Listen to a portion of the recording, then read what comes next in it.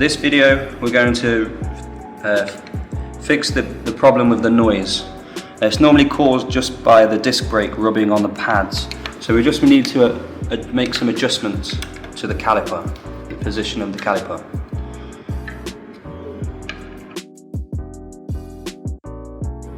The noise happens from the disc brake rubbing on the caliper, so we need to put the brake, the actual disc, in the center of the two pads.